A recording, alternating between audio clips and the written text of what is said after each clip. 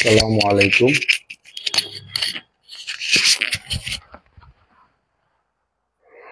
আশা করি সবাই ভালো আছেন। আলহামদুলিল্লাহ আমিও ভালো আছি এবং আজকে কিছুক্ষণ আগ থেকে ঠান্ডাটা একটু বেশি লাগতেছে। তো প্রথমে শুরু করছি আমাদের সাবেক প্রধানমন্ত্রী বেগম খালেদা জিয়া, তিনি অনেক বেশি অসুস্থ, চিকিৎসাধীন অবস্থায় আছে। আল্লাহ যেন ওনাকে নেক হায়াত দান করেন এবং সুস্থতা দান করে আবার আমাদের মাঝে যেন উনি আবার ফিরে আসেন, এই দোয়াটাই আমি করছি। তো অনেকদিন পর লাইভে আসছি। আমার জন্য আসলে লাইভটা নতুন কিছু না, আমি এর আগেও আমার অনেক কিছু নিয়ে আমি লাইভ করছি। তো কিছু কথা না বললেই নয়, কারণ অনেক সময় অনেক নীরবতা সম্মতির লক্ষণ হয়ে যায়, যার কারণে কিছু কথা বলতেই হবে এবং কিছু কথা বলার জন্যই এখানে এসেছি।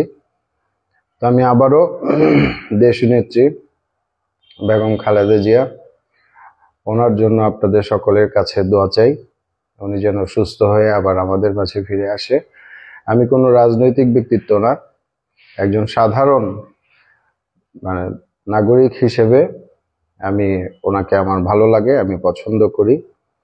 সেই ভালো লাগার জায়গা থেকে আমি নিজেও দোয়া করি, আপনাদের কাছেও দোয়া চাইছি। আব্দুল ওয়াদুদ, আসসালামু আলাইকুম ভাইয়া, কেমন আছেন? আলহামদুলিল্লাহ ভালো আছি। মহাবুজ, আসসালামু আলাইকুম ভাইয়া। ওয়ালাইকুম আসসালাম, ভালো আছেন?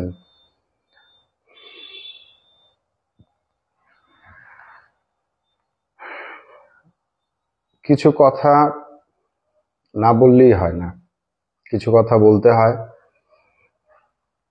প্রথম কথা হচ্ছে যে আপনারা অনেকেই বলতেছেন যে আমি সানভিকে ইউজ করে অথবা তার মাকে ইউজ করে ভাইরাল হতে আসছি। এটা আসলে সম্পূর্ণই একটা যুক্তিহীন, একটা অবান্তর একটা কথা। কারণ আমার যদি ভাইরাল হওয়ার থাকতো, আমি আরো অনেক আগেই ভাইরাল হইতে পারতাম। আর আমি নিজেকে ভাইরাল হয়েছি বলে আমি নিজেকে মনে করি না। আর দ্বিতীয় কথা হচ্ছে যে সানভির মাও এই কথাটা বলছে যে আমি তার ইউজ করে। আসলে আমি তার ইউজ করে ভাইরাল হইতে আসি নাই। সে অলরেডি আমার নাম নিয়ে, আমার ফ্যামিলির নাম নিয়ে, আমার নামে বদনাম করে অলরেডি সে ভাইরাল হইতে আসছে, ভাইরাল হয়েও গেছে। এটা আমার কথা না, এটা আপনাদের সবার কথাই, সবার এটা আপনারা জানেন। কারণ হচ্ছে সে অনেক ধরনের মিথ্যা কথা বলে মানুষের সিম্পাথি আদায় করে, হ্যাঁ, সে আপনাদের মনে একটা জায়গা নেওয়ার চেষ্টা করছে এবং নিয়েছেও হয়তোবা। তো এখন কথা হলো যে আমি নতুন করে কোনো কিছু করতে আসি নাই। মিস্টার রোনার শোকে কেমন আছেন ভাই? আলহামদুলিল্লাহ ভালো আছি। হ্যাপি ইউজ, আসসালামু আলাইকুম ভাই, কেমন? আলহামদুলিল্লাহ ভালো আছি। তো এখানে হচ্ছে যে একটা বিষয় কি, ধরেন তনি অনেকগুলা সানভীর মা অনেকগুলা ব্লেম দিচ্ছে আমার নামে। বাচ্চাকে আমি নর্তুকি বলছি না, আমার বাচ্চাকে আমি নর্তুকি বলি নাই। আপনারা চাইলে ভিডিওটা আবার দেখতে পারেন। সেটা হচ্ছে কি যে আমি বলেছি যে আমার মেয়েকে নিয়ে ফেসবুকে অথবা টিকটকে, যেখানে হোক সোশ্যাল মিডিয়াতে, যে এই যে নাচ গান, মানুষ খুব বাজেভাবে এটাকে নিয়েছে এবং অনেক বাজে কথা বলতেছে, যেটা বাবা হিসেবে আমি নিতে পারি না। এবং আমি বলেছি আমার মেয়ে কেন লাইভে এসে নাচবে? সে তো এরকম না যে সে কোনো নর্তকীর ঘরের, এরকম তো এরকম তো না, তাই না? তো আমি এই কথাটা বলেছি এবং তিনি বললেন কি উত্তরে? সে বলল যে আমি আমার মেয়েকে নর্তকী বলেছি। এখন কথা হচ্ছে যে আমি আমার মেয়েকে, সে আরো বলল যে আমি আমার মেয়েকে মাইর দিতে বললাম, এটা বললাম, সেটা বললাম। দেখেন, আমি বলেছি শাসনের কথা, কিন্তু সে আজকে অথবা গতকালকে একটা ভিডিওতে দেখলাম সানভি এসে বলতেছে যে আমার এক্সাম দোয়া করবেন, পরীক্ষা ভালো না হলে আমার আম্মু কিন্তু আমার জুতা দিয়ে পিটাবে। তার মানে কি আমার মেয়েকে এর আগেও জুতো দিয়ে পিটানো হয়েছে যেটা আমি জানি না? এই প্রশ্ন কি আমার মনে আসতে পারে না? আসতেই তো পারে। আর বাংলাদেশ হচ্ছে, আমি বারবার একটা কথা বলতেছি, বাংলাদেশ হচ্ছে একটা মুসলিম গরিষ্ঠ দেশ, মুসলিম কান্ট্রি হিসেবে বাংলাদেশ পরিচিত, এবং এইখানে হাজার হাজার নারী উদ্যোক্তা আছেন যারা কোনো না কোনো প্রোডাক্ট নিয়ে, কোনো না কোনো আইটেম নিয়ে ফেসবুকে অথবা সোশ্যাল মার্কেটিং এ অথবা অফলাইন মার্কেটিং ওনারা করতেছেন, কিন্তু কেউ এতটা উগ্র না। এবং এই যে মানুষকে কথায় কথায় গালাগালি দেওয়া, একটা শিশুর জন্য তার প্রথম মানে শিক্ষাটা আসে হচ্ছে তার মায়ের কাছ থেকে। তো এইভাবে মানুষকে মানুষ মনে না করা, মানুষকে তাচ্ছিল্য করে কথা বলা, মানুষকে অপমান করে কথা বলা, এগুলো তো আমার মেয়ে শিখবে, কারণ মা হচ্ছে তার একটা সন্তানের, মা হচ্ছে জীবনের প্রথম শিক্ষাগুরু। তো এগুলা কিন্তু ভাবার বিষয়। আপনারা অনেকেই বলতেছেন যে এতদিন আমি কেন মানে সানভিকে নিয়ে কথা বলি না। বিষয়টা আসলে এরকম না। সানভিকে নিয়ে আমি এতদিন সবসময় সানভির সাথে আমার খোঁজ খবর ছিল, সবসময় আমার সানভির সাথে যোগাযোগ ছিল। হ্যাঁ, যখন ওর সাথে আমার সেপারেশন হয়ে গেছে, একটা মিউচুয়াল আন্ডারস্ট্যান্ডিং এর মধ্যে যখন আমরা ছিলাম, তখন সানভি আমার আসা যাওয়া ছিল, আমাদের মধ্যে একটা ভালো একটা বন্ডিং ছিল। তো যখন হুট করেই যখন সানভির সাথে আমার একটা কমিউনিকেশন গ্যাপ হয়ে যায়, তখন বাবা হিসেবে তো আমাকে একটু ভাবনা পড়াটাই মানে স্বাভাবিক, তাই না? তো এটার জন্য তো আসলে দোষের কিছু হয়ে যায় নাই। আমি প্রথম লাইভটা যখন করলাম তখন হইলো যে আমি এইখানে কেন আসছি, ফেসবুক কি আদালত? এই যে এতগুলা কথা এখন মানে বের হইছে, তুমি বলতেছো এত এত কথা, এগুলা এখন কি ফেসবুক আবার আদালত হয়ে গেল? এত সাক্ষী, এত কিছু, এগুলো তো ফেসবুকে আবার আদালত হয়ে গেছে? ফেসবুক আদালত না। কারণ হচ্ছে মানুষের আসলে এগুলা জানা উচিত। এই কারণেই জানা উচিত, কারণ একজনকে দেখেই মানুষ শিক্ষা নেয়, একজনকে দেখেই মানুষ শিখে। আমাকে দেখে আরো অনেক বাবা, অনেক মা, তারা তাদের ন্যায্যটা, তাদের অধিকারটা আদায় করতে উৎসাহী হবে, সাহস পাবে। এবং আমি খুব ভালো করেই জানি যে অনেকেই হয়তোবা নিজের আত্মসম্মানের কারণে অথবা যে কোনো ভয়ে তারা এই কাজটা করতে চায় না, করতে পারে না। কিন্তু আমাকে বলা হয় যে এখানে তো কারো ব্যক্তিগত কথা বলার প্ল্যাটফর্ম না অনলাইনটা, তাই না? তো সেই কিন্তু নিজে গড় গড় গড় গড় করে বলে দিচ্ছে। একজন আকাশ নিবিড়কে নিয়ে আমার সঙ্গে জড়ায় দিচ্ছে। আমার সঙ্গে অনেক অনেক সাংবাদিকরা কথা বলেন, সেটা আরো অনেক আগে থেকেই। সে তার ডিউটি করবে, সে সাংবাদিক কিনা, সে কোনটা কি, এগুলা তো আসলে আমার দেখার বিষয় না। এবং আমার এখানে একজন আসলে আমি তাকে, একজন মুসলমান হিসেবে একজন মেহমান আসলে তাকে মেহমানদারি করা, এটা আমাদের ইসলাম, এটা আমাদেরকে শিক্ষা দেয়। আগে অনেক নবী রাসূল সাহাবীরা নিজে না খাইয়া মেহমানদারি করছেন, মেহমানকে খাওয়াইছেন। হ্যাঁ, মেহমানকে আপ্যায়ন করছেন। তো এটা হচ্ছে আমাদের ধর্মীয় শিক্ষা, এটা আমাদের ধর্মীয় শিক্ষা। এর সাথে মানে কারোর সাথে আমার কানেকশন হইতে হবে, কেউ এসে আমাকে মনে করায় দিবে যে আপনার মেয়েটাকে নিয়ে, হ্যাঁ, যে আপনার মেয়েটাকে নিয়ে আপনি একটু ভাবেন তো, এইটা আসলে আমাকে মনে করায় দেওয়ার কিছু নাই, এবং কারোর সাথে হাত মিলানোরও কিছু নাই। আল্লাহর রহমতে আমার ফ্যামিলি সম্পর্কে এবং আমার ফ্যামিলি ব্যাকগ্রাউন্ড সম্পর্কে হয়তো আপনারা জানেন না, বাট উনি কিন্তু জানে। সাদাত রহমানের একটা বিষয় আসছে, উনি একজন সিনিয়র সিটিজেনশিপ ছিলেন, উনি মারা গেছেন, আল্লাহ তাকে বেহেশত নসিব করুক। আমি ওনার সম্পর্কে কিন্তু কখনোই কোনো খারাপ কথা বলি নাই।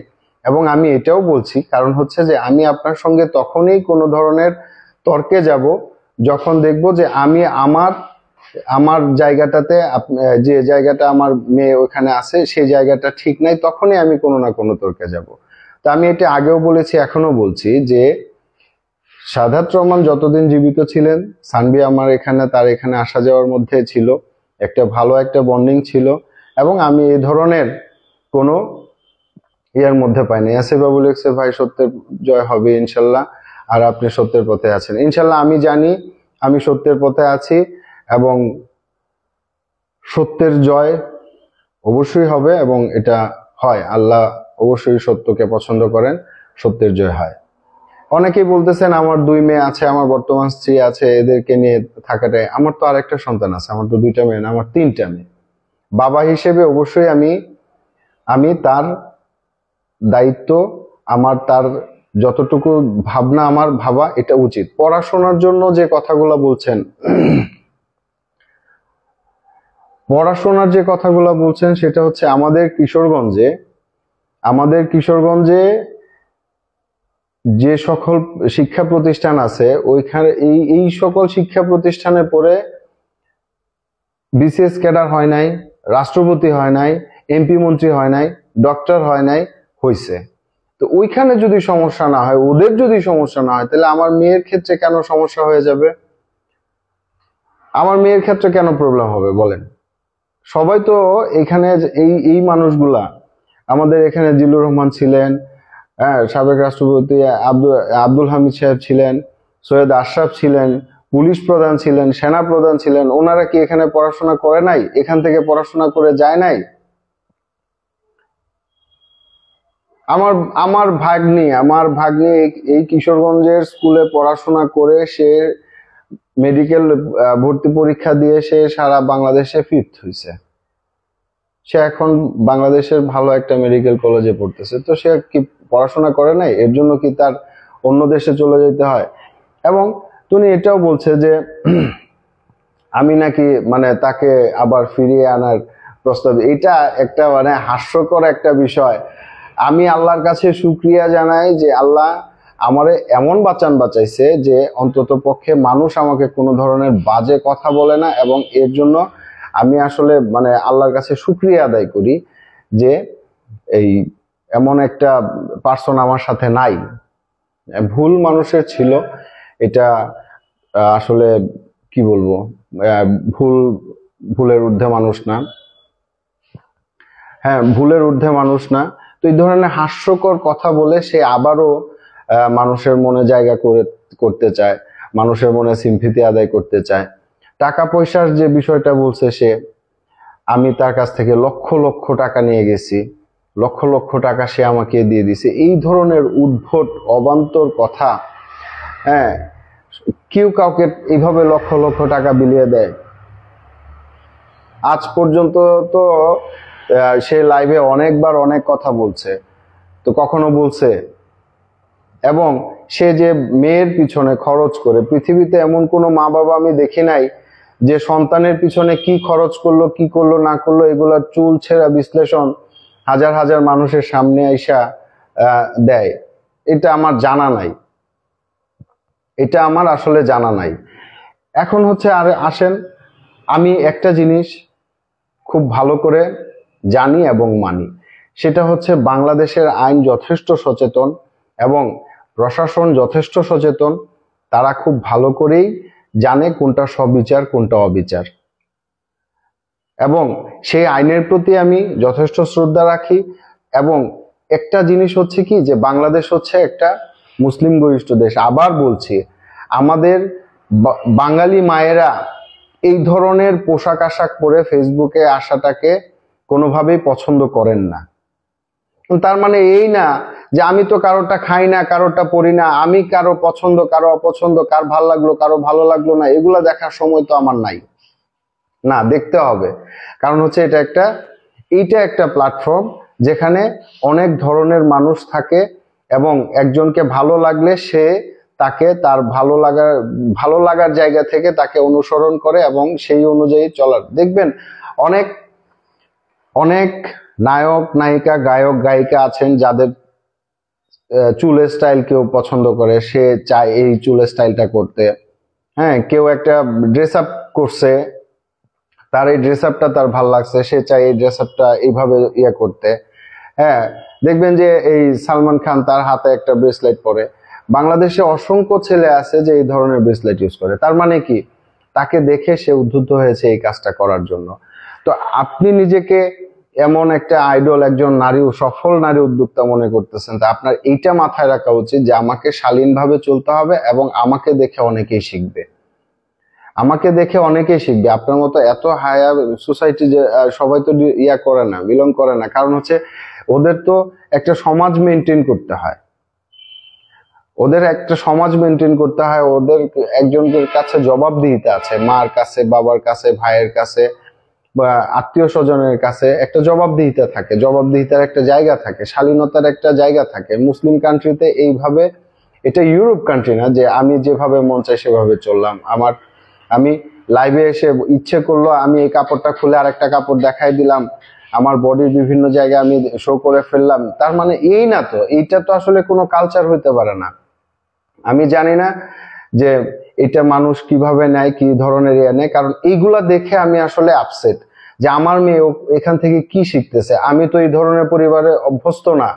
আমার মেয়ে এখন ছোট্ট, তাকে যদি এখন আমি ভালো কিছু না শিখাই, বড় হইলে তো আমি তার, যখন সে এগুলাতে অভ্যস্ত হয়ে যাবে তখন তাকে এখান থেকে ফিরে আনাটা আমার জন্য খুব কঠিন হয়ে যাবে। তুমি আরো বলতেছো যে আমি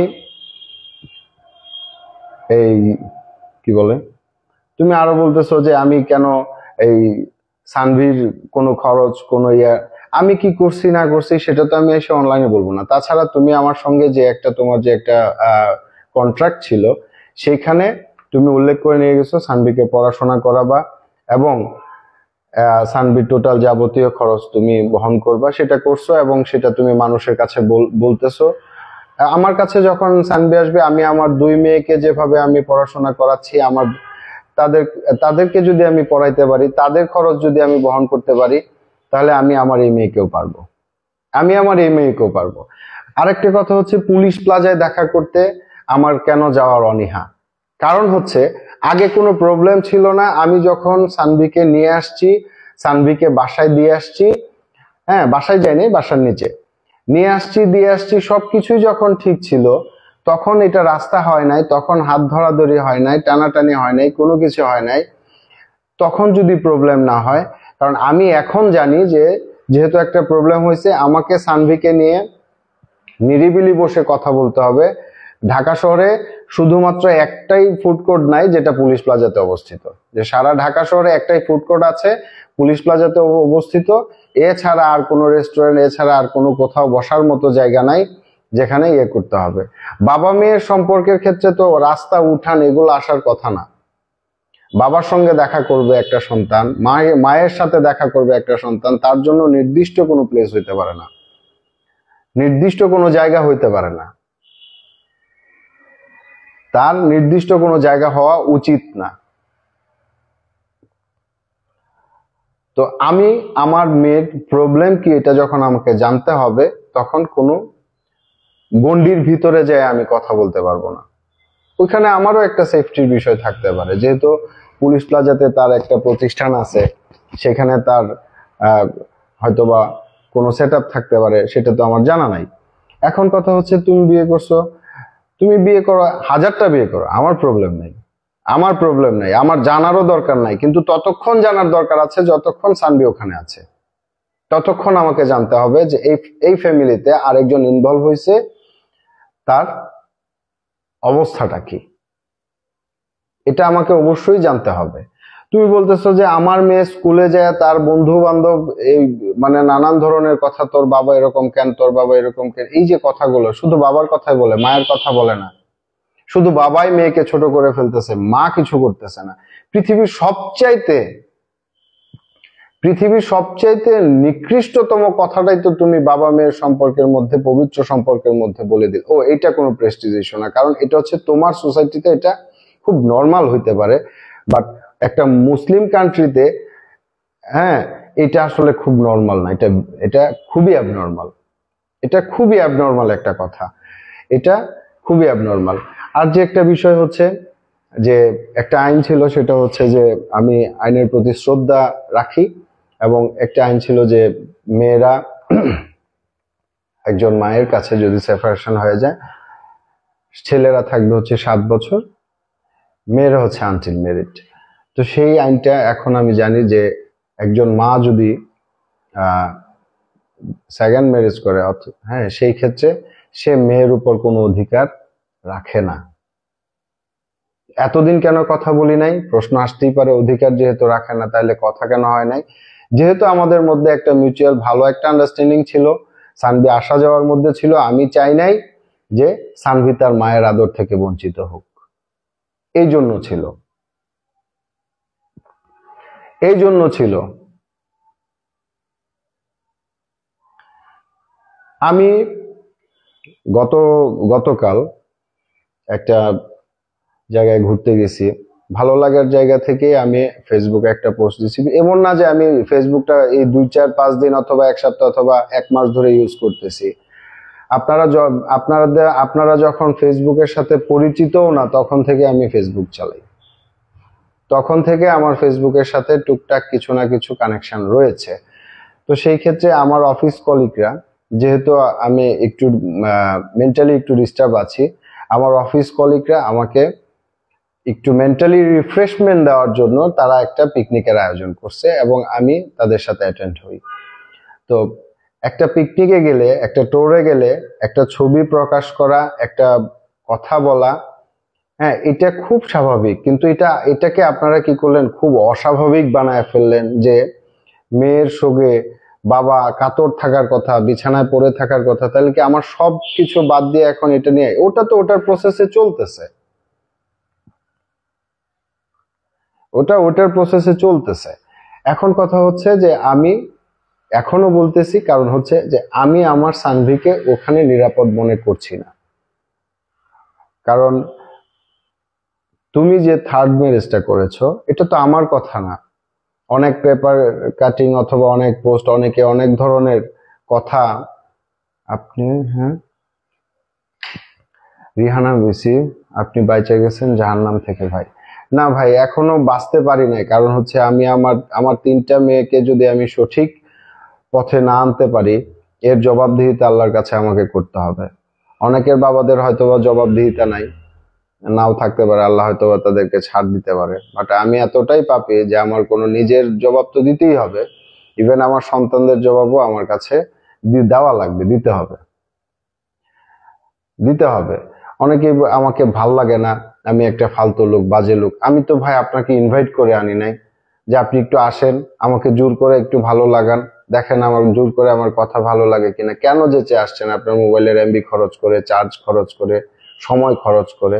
আমার মতো ফালতু মানুষের জন্য আপনার সময় নষ্ট করার তো দরকার নাই। আমি কাউকে ডেকে আনি নাই, কারণ আমি এখানে কোনো প্রোডাক্ট সেল করতে আসি নাই। ভালো লাগুক না খারাপ লাগুক, যা মন চাই তা লাগুক, আমার তো আপনাদেরকে কোনো ধরনের ইমোশনের গল্প শোনায়, মিথ্যা গল্প শোনায় আমাকে আপনাকে ধরে রাখতে হবে, আপনার মনে যে করেই হোক আমার জায়গা দখল করতে হবে, বিষয়টা তো এরকম না। হ্যাঁ, অনেকেই বলতেছেন যে আমার বর্তমান ওয়াইফের কি কোনো ইয়া নাই। সে অত্যন্ত ভালো এবং ধার্মিক একজন মেয়ে। সেও সানভিকে তার নিজের মেয়ের মতো করেই জানে এবং সেও চায় যে সানভি তার কাছে আসুক এবং তাকে 2 মেয়ের থেকেও আরো বেশি বেশি আদর করে, এবং সানভিকে ডেকে এনে অনলাইনে যে তুমি কি বাবার কাছে যেতে চাও, তুমি কি এ করতে চাও, আমি নাকি তোমাকে আটকায় রাখছি। এখন ধরেন আমি আপনাকে অনলাইনের ঘটনাটা আপনি জানলেন, অফলাইনের ঘটনাটা তো আপনি জানেন না। আমি ধরেই নিতে পারি, কারণ এর আগে অনেক কথাই সানভি আমাকে বলছে। এখন পৃথিবীর কোনো বাবাই কোনো সন্তানের কথা রেকর্ড করে রাখে না যে তুমি কি বলতেছো বাবা, আমি এগুলা রেকর্ড করে রাখি।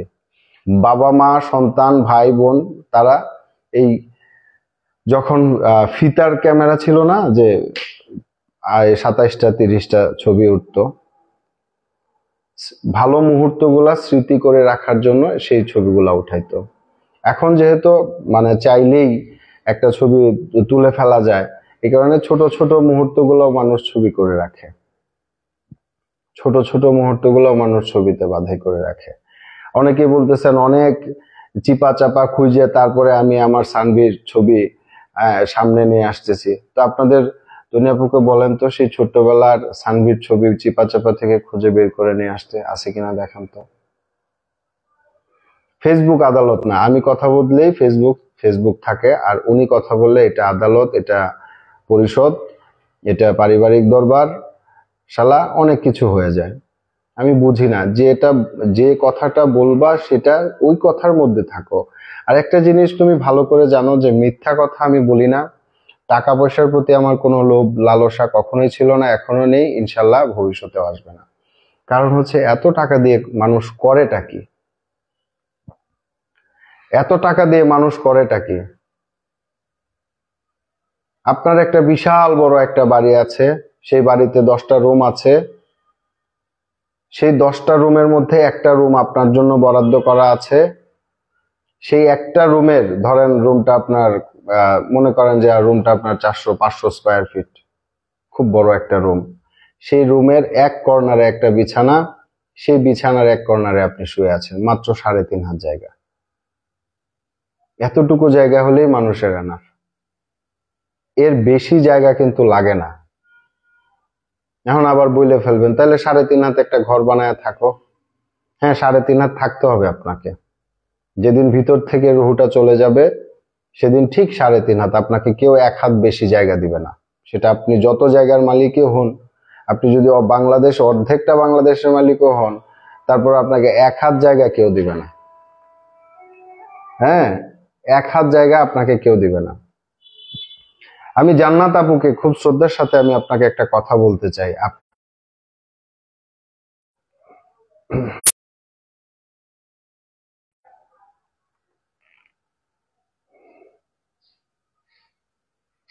সরি, একটা ফোন চলে আসছিল। আপনি যখন ফার্স্ট আমাকে নিয়ে কথা বললেন, আমি কিন্তু আপু আপনাকে বলেছিলাম, সবকিছু খুলে বলছি, এবং আপনি আমাকে বলছেন যে ভাই এত কিছু তো আমি জানতাম না। আমি আপনাকে এর এগেনস্টে বলেছি যে আপু আপনি কিভাবে জানবেন, কারণ আপনাকে যা বলা হয়েছে আপনি ঠিক তাই জানেন, এর বেশি কিছু আপনার জানার কথা না। ইভেন আপনি বললেন যে ভাই আমার কোনো ভাই নেই, আপনি আমার ভাই, আপনি আমার ভাইয়ের মতো। আমি ঠিক আছে মেনে নিলাম, আপনি আমার বোনের মতো। আপনি কিভাবে, আমি কিন্তু আপনাকে বলেছিলাম বোন হচ্ছে খুব ছোট্ট একটা 2টা অক্ষরের একটা শব্দ, কিন্তু এর গভীরতা কিন্তু বিশাল।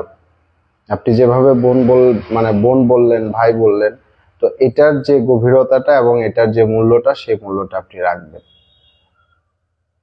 কিন্তু আপনি সেই জায়গায় থাকতে পারলেন না। কেন থাকতে পারলেন না সেটা আপনি জানেন। আমি আবারও বলি, আপনি সেই জায়গায় থাকতে পারলেন না কারণ হচ্ছে সানভির সাথে আপনি আমাকে কথা বলায় দিয়েছেন, এটা কিন্তু আমি স্বীকার করছি। সেটা কতক্ষণ? 1.5 থেকে 2 মিনিট, এর বেশি কিন্তু না।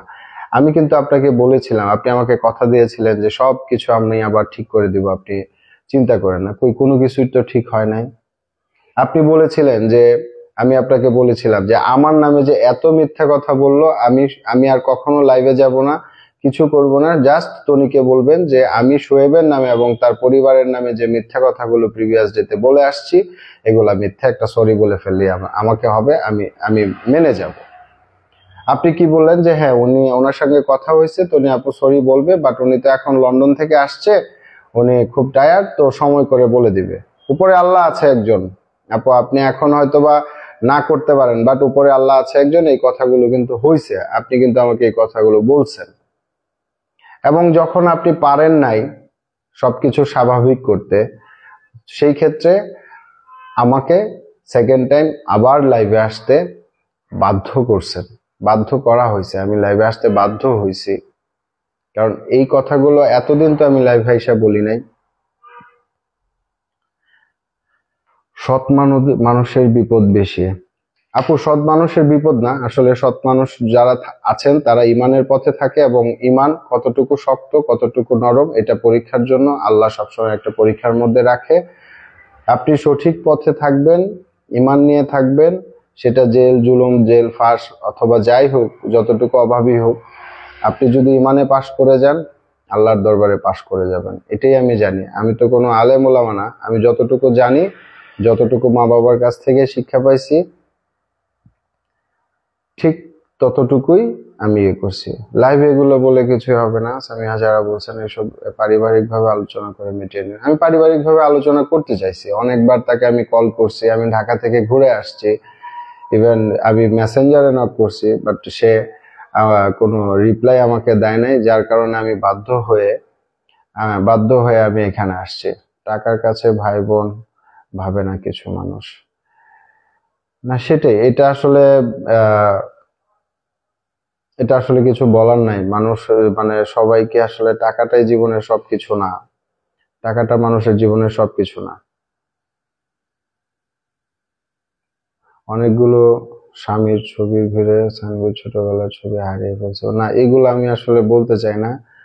হ্যাঁ, তো এখন আমার কথা হচ্ছে তোমার কাছে থেকে মেয়েটা কি শিক্ষা পাবে? খুব ভালো, বাংলাদেশের টপ 5টা ইংলিশ মিডিয়ামের মধ্যে একটাতে পড়তেছে, ভালো, সে ওখানে প্রাতিষ্ঠানিকভাবে খুব ভালো শিক্ষা পাচ্ছে। এজ এ মা হিসেবে তোমার কাছ থেকে কি শিখছে? শিক্ষাটা কি? তার একটু পড়াশোনায় যদি তার একটু কমতি হয়, সে তার রেজাল্ট যদি একটু খারাপ হয়, তাহলে তুমি তাকে জুতা পিটা করতেছো, এটা শিক্ষা না, এটা শাসন না। সন্তানকে জুতা পিটা করা এটা শাসন না। মানুষকে আহ যেহেতু তোমার লাইফ সারা বাংলাদেশের মানুষ দেখে, সারা পৃথিবীর মানুষ দেখে, তো সেই ক্ষেত্রে তো এসানভিও দেখে। তার মানে কি, একজনকে একটা কথা বললে তখন এইভাবেই রিপ্লাইটা করতে হবে, আম্মু যেহেতু করছে তাহলে আমিও করব, যে তুই একটা ফকিন্নির ঘরের, তুই একটা অমানুষের বাচ্চা, তুই একটা এর বাচ্চা ওর বাচ্চা। এই আল্লাহর দুনিয়াতে আশরাফুল মাখলুকাত মানুষ হচ্ছে সৃষ্টির সেরা জীব। কোনো বাজে কথা বইলা মানুষকে গালি দেওয়ার অধিকার একটা মানুষের নাই। কোনো বাজে কথা বলার কোনো বাজে কথা বলার কাউকে কোনো এই ধরনের অধিকার কারো নাই। কারণ হচ্ছে, আমি যদি আপনাকে একটা গালি দেই, আরো 5জন আমাকে 5টা গালি দিবে, সারা জীবন কি গালাগালি করতে থাকবেন? সারা জীবন কি গালাগালি করতে থাকবেন? আল্লাহ রাসূলের পথেও কাঁটা বিছাইছে, তার মানে আল্লাহ রাসূল যায় তার পথে কাঁটা বিছায় নাই। ইসলাম আমাদেরকে শিক্ষা দিছে, ইসলাম আমাদেরকে একজন একজন ভক্ত, তনি ভক্ত, আমার ভক্ত না, তিনি বললেন, ও আপনি কি এখন মানে এই পুরুষের 4টা বিয়ে করা জায়েজ, হালাল, তো মেয়েদের কি নাই? তো আমি ওনাকে প্রশ্ন করলাম যে আচ্ছা ঠিক আছে, আমি মাইনে নিলাম মেয়েদের হালাল বৈধ। এখন মনে করেন যে একজন মহিলার 4টা হাজবেন্ড আছে, তার গর্ভে একটা বাচ্চা আসছে, ওই বাচ্চাটা কার? ওই বাচ্চা কাকে বাবা ডাকবে?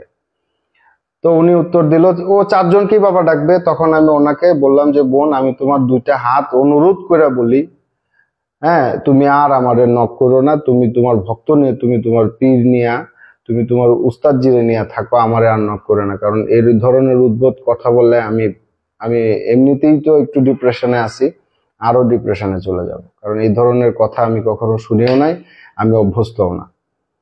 হ্যাঁ, তো এখানে হচ্ছে অনেকজনই আমার কাছে আসে, অনেকেই আসতেছে,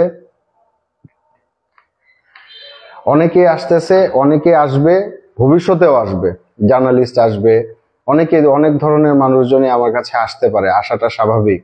তার মানে এই না যে আমি তার সাথে হাত মিলায়, সে আমাকে এসে ঘুম থেকে উঠায় মনে করায় দিচ্ছে ভাই আপনার একজন সন্তান আছে, তার একটু খোঁজ খবর নেন, বিষয়টা এরকম না। আমার কোনো গ্রুপিং করার দরকার নাই, আমার এই ধরনের কোনো আকাশ নিবিড়ের মতো মানুষের হেল্প নেওয়ার আমার কোনো প্রয়োজন নাই। কারণ হচ্ছে, অন্তত এখানে কেউ না জানুক, তুমি অন্তত খুব ভালো করে জানো আমি কোন ফ্যামিলির ছেলে, কেমন ফ্যামিলির ছেলে, আমার বংশ কেমন, এটা তুমি খুব ভালো করে জানো, খুবই ভালো করে জানো। আমার বংশতে 300 মানুষ থাকতে পারে, 300 মানুষই যে আমাকে পছন্দ করবে, আমাকে ভালো লাগবে, বিষয়টা এরকম না। 300 মানুষই যে আমাকে পছন্দ করবে, ভালো ভালো লাগবে, বিষয়টা এরকম না যে 1-2 জন আমাকে অপছন্দ করতে পারে। সেই ক্ষেত্রে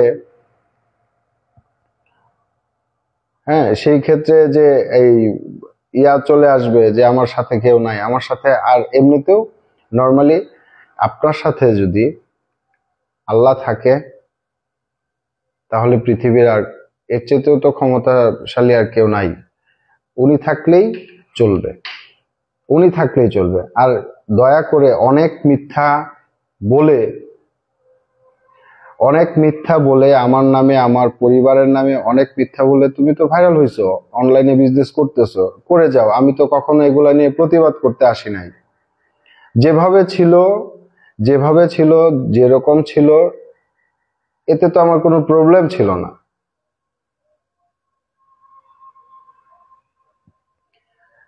এতে তো আমার কোনো প্রবলেম ছিল না। আমার তো প্রবলেমটা হচ্ছে তখনই, যখন সানভির সাথে আমার যোগাযোগটা বন্ধ করে দিছে, তখনই আমার প্রবলেমটা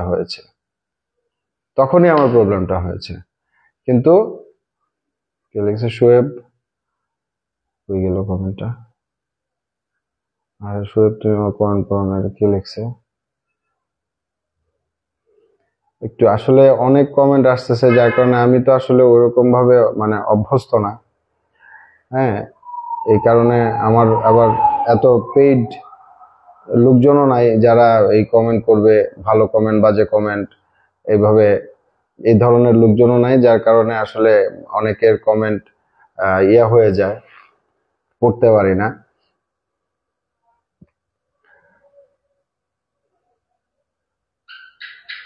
আপনার নামে যে ব্যাটারি অপবাদ দিয়েছে কই চলে গেল ভাই? আপনি নাকি ওর থেকে টাকা নেন লক্ষ লক্ষ টাকা। আচ্ছা, আজ পর্যন্ত শুনছেন যে কোনো সেপারেশন হয়ে গেছে, কোনো হাজবেন্ড, কোনো পুরুষ লোক, কোনো মহিলা তার এক্স এক্স ওয়াইফকে টাকা দিছে, অথবা কোনো এক্স ওয়াইফ তার এক্স হাজবেন্ডকে টাকা দিছে, সে খুব প্রাউডলি বলে ইউ আর মাই এক্স, আর তুমিও আমার এক্স ওয়াই জেড, এইভাবে তো হয়ে যাও নাই, তাই না? তো এখন কথা হয়েছে যে এই ধরনের উদ্ভট কথা বলো না, কারণ হচ্ছে তুমি এমনিতেই অনেক বাজে মানুষের সাথে বাজে ব্যবহার করে মানুষকে বিরক্ত করে ফেলছো। মানুষ এমনিতেই মানে অনেক কথা বলে। আমার তো এগুলো প্রবলেম নেই, তোমাকে যা খুশি তা বলুক, কারণ আমার মেয়েটা যতদিন পর্যন্ত আছে ততদিন পর্যন্ত আমার প্রবলেম, কারণ আমার মেয়ে এগুলা শিখতেছে, এটা হচ্ছে আমার প্রবলেম, এটা হচ্ছে আমার প্রবলেম।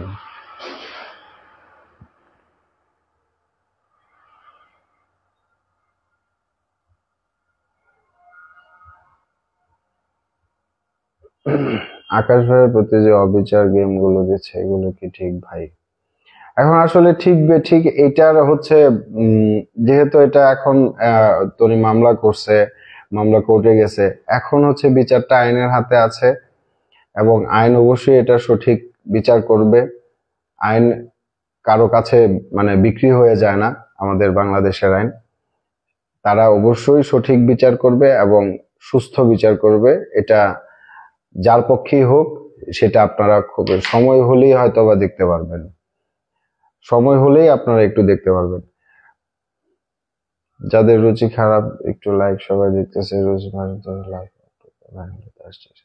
আমি ভাই ভাইরাল হতে আসি না, আর আমি আমি আপনাকে তো দাওয়াত দিয়ে আনি নাই। আপনি কেন আসছেন এখানে? আপনার যারে ভাল লাগে ওখানে চলে যান, আমার এখানে আসছেন কেন শুধু শুধু কষ্ট করে? হ্যাঁ, সত্যের জয় হবে ইনশাল্লাহ। সুলতানা এসজি, ইনশাল্লাহ সত্যের জয় হবে, এটা আমিও জানি। আর এবার ফেসবুকে আপনার মেয়েকে দিবে না? ফেসবুক আমার মেয়েকে দিবে আমি সেই কথা বলি নাই, কারণ হচ্ছে ফেসবুক তো আর আমার মেয়েকে দেওয়ার কিছু না ভাই। উকিল বিক্রি হয়, হ্যাঁ উকিল যেহেতু এটা ওদের প্রফেশন, সেই ক্ষেত্রে তাদের তো এটা নিয়েই কাজ করতে হয়। হ্যাঁ, তো এভাবেই তো তাদের চলতে হবে, এটা খুব স্বাভাবিক।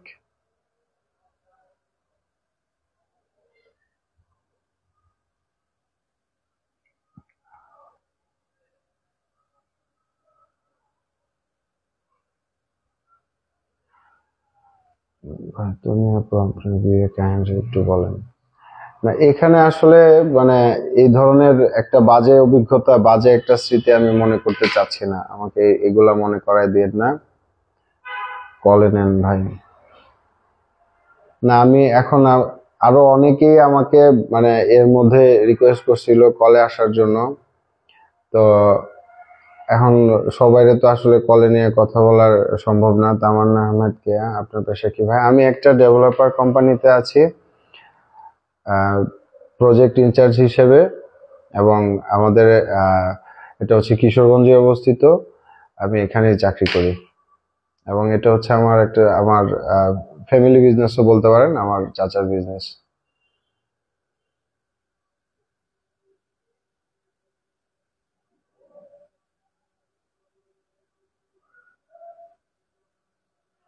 দেখেন না, তুমি পালিত করতে এসে ঘেউ ঘেউ করতেছে। আসলে কুকুরের কাজ হচ্ছে ঘেউ ঘেউ করা, তারা করবে।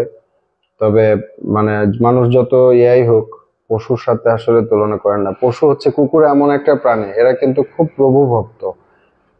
হ্যাঁ, এরা খুব প্রভু ভক্ত, এরা কখনো কারোর সাথে বেমানি করে না। সানভি পাত্তা দিচ্ছে না, তাও সানভি পাত্তা দিচ্ছে না, এটা আসলে একটা বাচ্চাকে যখন আপনি ভয় দেখাবেন, দিনের পর দিন যখন ভয় দেখাবেন এবং তাকে বিভিন্নভাবে মোটিভেটেড করার চেষ্টা করবেন, সে এমনিতেই নর্মালি আপনার এই ধরনের চতুর্দিকের মানুষের কথা শুনে সে এমনিতেই ট্রমাটাইজড হয়ে যাবে, এবং আমার মেয়েটা হয়ে গেছেও আমার মনে হয়। তো সেই ক্ষেত্রে তাকে যা বলা হবে সেটা বলবে। আর এই জন্যই আমি কিন্তু বলছিলাম যে ঠিক আছে, 7 দিনের জন্য মেয়েটাকে আমার কাছে দেওয়া হোক। এখন 7 দিন দিবে দূরের কথা, পুলিশ প্লাজার বাইরে আমার মেয়েটার সাথে আমাকে দেখা করতেই দেয় না, কারণ আমি জানি 1 ঘন্টার জন্য যদি সানভির সাথে আমি বসে এক জায়গায় পার্সোনালি কথা বলতে পারি, আমার সানভি আমাকে সব বলে দিবে যে এতদিন বাবা কি হয়েছে, কি কারণে আমি তোমার সঙ্গে এইভাবে কথা বলছি এবং কিভাবে বলাইছে, সব কিছু বলে দিবে আমার মেয়ে। এটা হচ্ছে আমি চ্যালেঞ্জ করতে পারি, এটা আমি চ্যালেঞ্জ করতে পারি। কই, এই চ্যালেঞ্জ তো কেউ নেয় না, এই চ্যালেঞ্জ তো সে নিচ্ছে না।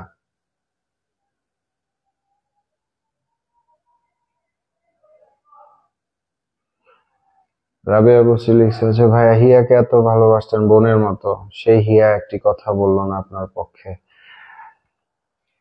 না, হিয়া আমার ছোট বোনের মতো, আমি তাকে বোনের মতোই দেখতাম, তাকে বোনের মতোই ভালোবাসতাম, কথা সত্য। কিন্তু আপনাকে একটা কথা মনে রাখতে হবে, তনিও কিন্তু তার বোন, তনিও তার বোন। হ্যাঁ, তনিও তার বোন, এটা আপনার, এটা আপনাকে মনে রাখতে হবে।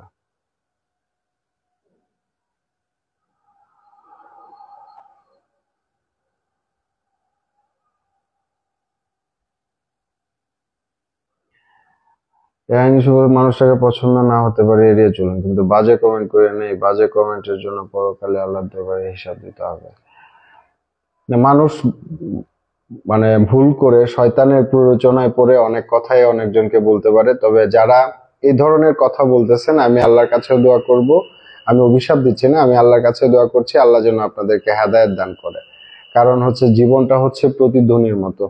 আপনি একজনকে একটা কথা বলবেন, একজনকে একটা আঘাত দিবেন, মৃত্যুর আগ পর্যন্ত হলেও আপনি এই আঘাতটুকু আপনি রিটার্ন পাবেন। এটা পাইতেই হবে, এটা আপনাকে দিবে, আমি দিব না। আপনার থেকে দুর্বল যে আছে সে দিবে, হয়তোবা দিতে পারবে না, বাট কোনো না কোনো ভাবে এটা আপনার কাছে চলে আসবে, আপনি এটা পেয়ে যাবেন। এটাই হচ্ছে সিস্টেম। এই সিস্টেম থেকে এটা আপনি, আপনার আমার কারোরই বেরিয়ে যাওয়ার কোনো মানে ক্ষমতা নাই।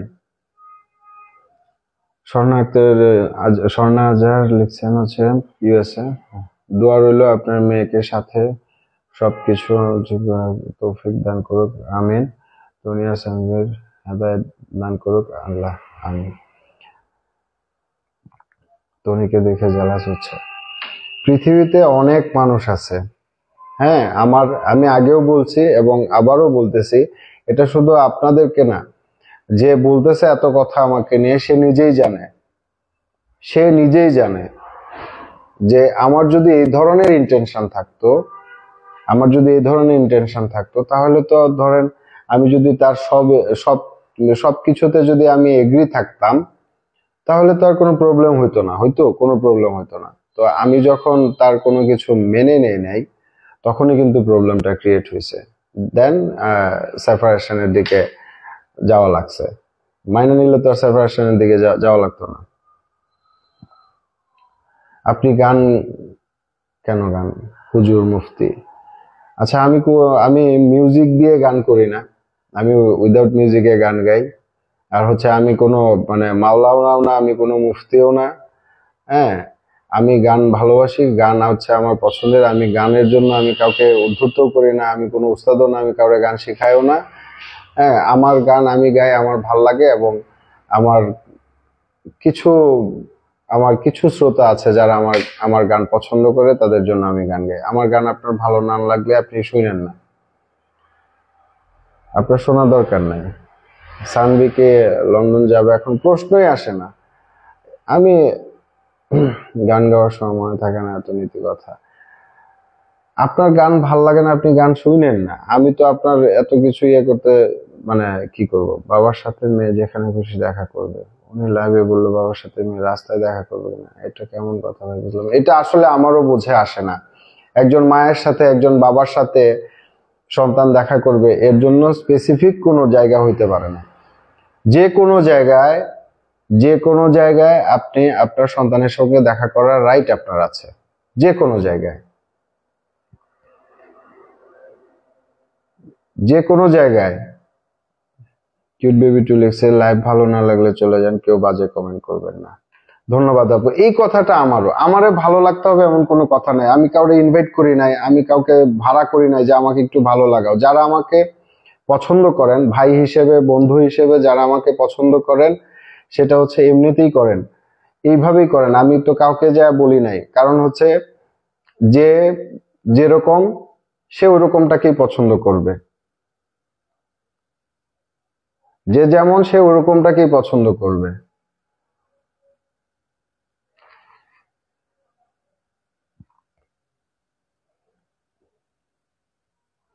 কানাডা থেকে শীতের দেশ, কানাডা থেকে টনির স্ট্যাটাস এখন অনেক হাই, তাই টনি তার দিকে ফিরেও তাকাতে চাই না। আমিও বলি না, আমি তো তাকাইতে চাই না।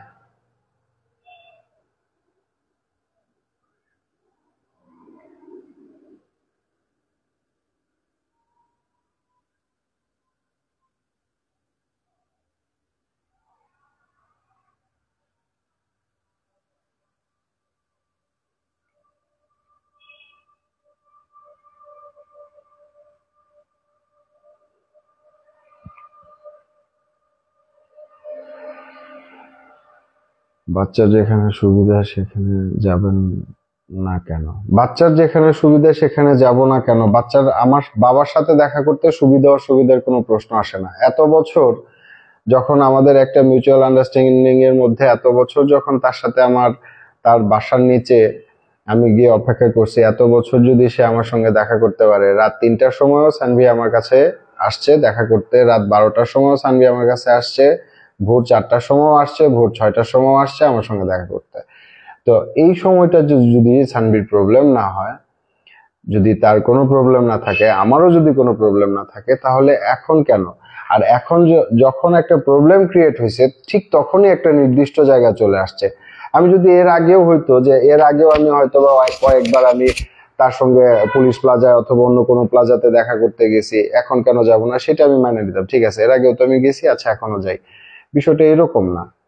হ্যাঁ, কারণ হচ্ছে আমার আরেকটা জিনিস বলি, আমার মা গেছিল পুলিশ প্লাজাতে সানভির সঙ্গে দেখা করতে, এর মধ্যে একটা ছবি হয়তো প্রকাশ হয়েছে, আপনারা দেখছেন। আমার মা যখন সানভির সঙ্গে দেখা করতে গেছে, দুইটা ছেলে সানভিকে সবসময় চোখে চোখে রাখছে। তো যখন আমি আপনাকে এক জায়গায় পাঠাইলাম, ধরেন আপনি আমার কাছে আছেন, আমি আপনাকে পাঠাইলাম আরো দুইটা লোক দিয়ে যে তুমি যাও তোমার এই অমুকের সাথে দেখা করে আসো, এবং ওদেরকে বলে দিলাম ও কি বলে, এর বাইরে যদি কথা বলে সেগুলো কিন্তু আমাকে জানাবি, ওর দাদি তো চলে যাবে অথবা উনি তো চলে যাবে, তারপরে হিসাবটা আমার কাছে আছে। তো তখন কোনো মানুষই, সে যত বড় মানুষই হোক আর বাচ্চাই হোক, কথা বলতে চাইবে না। এগুলো খুব নর্মাল জিনিস, এগুলো আপনারা বুঝেন না কেন? হ্যাঁ, এগুলা খুব খুব নর্মাল জিনিস, এগুলা খুব নর্মাল জিনিস।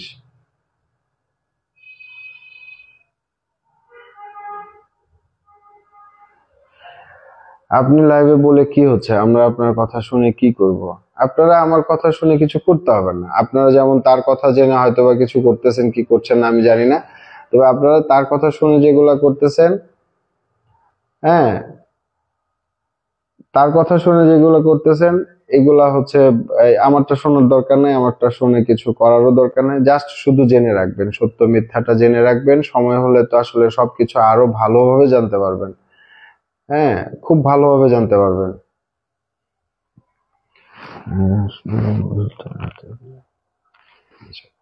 বাবাকে নিয়ে যে বললাম যাবে, তুলতে চাই না এ বিষয়ে।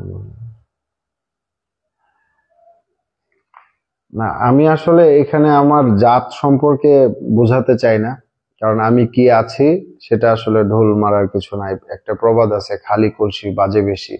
আমি এত কলসি বাজাইতে চাই না। আল্লাহর রহমতে আমার যতটুকু আছে, হ্যাঁ, যতটুকু আছে ঠিক আলহামদুলিল্লাহ খুব ভালো আছে, এবং আল্লাহ, আমি হয়তো বা ওইভাবে চলতে পারি না, বাট আমার বাকি যারা আছে তারা খুব ভালোভাবে চলতে পারে। শরীফ সরকার, এমরুল ইসলাম, কে রে? এটা টাকা পয়সার ব্যাপার, প্রতারণার শিকার হয়েছি আমার এতগুলা টাকা।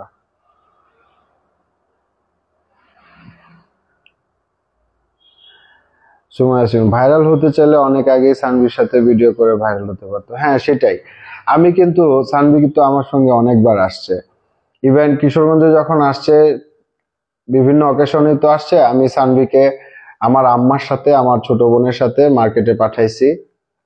যখন সে ঈদের কেনাকাটার জন্য গেছে মার্কেটে পাঠাইছি, আমি যাই নাই, কারণ তারা তো বোরকা পরে হিজাব পরে মুখ ঢেকে গেছে, সানভিও গেছে, অনেকে চিনে ফেলছে, যেহেতু মানে আমি চাই নাই কোনোভাবে যে সানভির বাবা হিসেবে আমি এখানে আইসা আমাকে কেউ ভাইরাল করুক, কেউ কথা বলুক, কোনো কন্টেন্ট ক্রিয়েটার আমাকে নিয়ে আজে বাজে কথা বলুক। এর মধ্যে দেখেন ঘটনাটা কেন আমি চাই নাই, এর মধ্যে একজন আমি দেখলাম একটা লোক একটা ভিডিও তৈরি করছে, আমি ওনার কথা শুই না, আমি নিজে কনফিউজড যে আসলে আমি কি মানে কোনো কোথায় ছিলাম, কিভাবে ছিলাম, আমি এই লোককে আমি এই ধরনের কথা এই ধরনের ইন্টারভিউ কখন দিলাম। তিনি বলতেছে যে আমার বিশাল এক মাছের ক্ষেত, আমার অনেক ধানি জমি, আমি জমি চাষ করতেছি, আমার এই সেই। হ্যাঁ আসলে আমার কোনো মানে কৃষি কাজ নাই, আমার আমার আমার আমার ফ্যামিলির মধ্যে অথবা আমার গোষ্ঠীর মধ্যে কেউ এই কৃষি কাজ করে নাই, কৃষি কাজ করে না।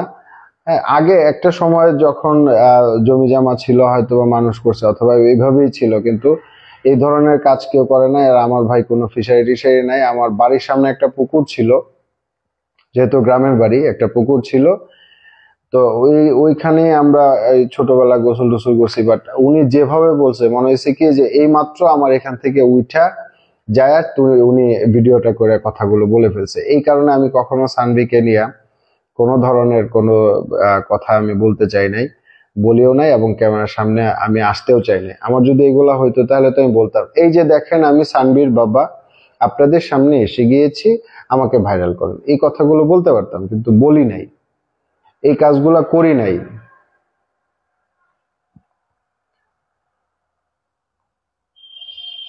আপনি বিয়ে করেও আচ্ছা চলে গেছে, ফেসবুকে নাম দিচ্ছেন আল্লাহর ওলি, মানুষকে বাজে কথা বলে এতটুকু ভয় পান না।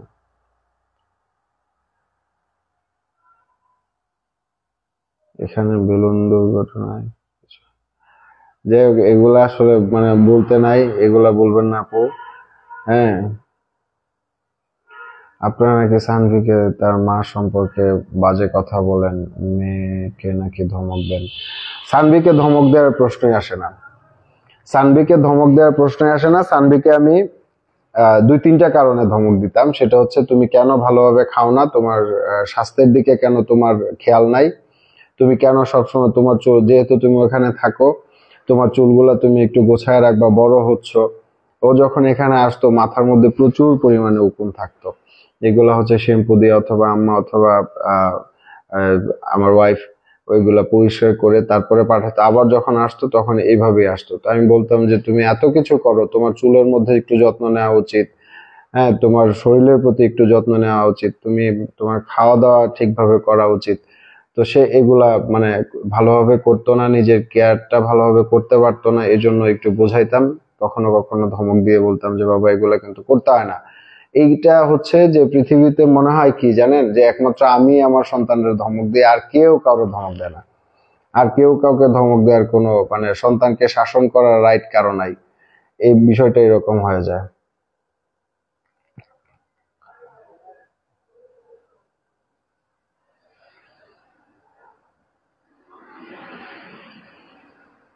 ধমক না মারতেও পারেন বাবা হিসেবে সন্তানকে। ইনশাল্লাহ জুবাইর বাপি, ইনশাল্লাহ সানভি ফেরত আসবে, ইনশাল্লাহ সানভি ফেরত আসবে, এটা আমিও আহ, বিশ্বাস করি, এটা আমাকে বিশ্বাস করতে হবে, এবং সেই বিশ্বাসের জায়গা থেকেই আমি এই যুদ্ধটা করে যাচ্ছি, এবং এটা করব ইনশাল্লাহ।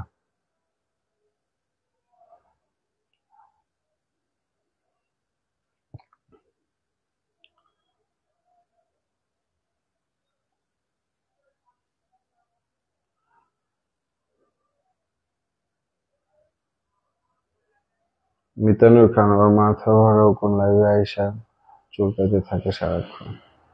না না, এগুলা আসলে কি জানেন, মানে সন্তানকে আপনি বিলাসিতা দিলেই, আপনি খুব দামি গাড়িতে চড়াইলেন, দামি পোশাক পরাইলেন, দামি জায়গায় রাখলেন, দামি কিছু করাইলেন, এতে কিন্তু সন্তান মানুষ হয়ে যায় না। সন্তান একটা মানুষকে সুশিক্ষা দেওয়ার জন্য অনেক কিছু হচ্ছে মানে প্রয়োজন। আর একটা মানুষের জীবনে কি শিক্ষাই সবকিছু?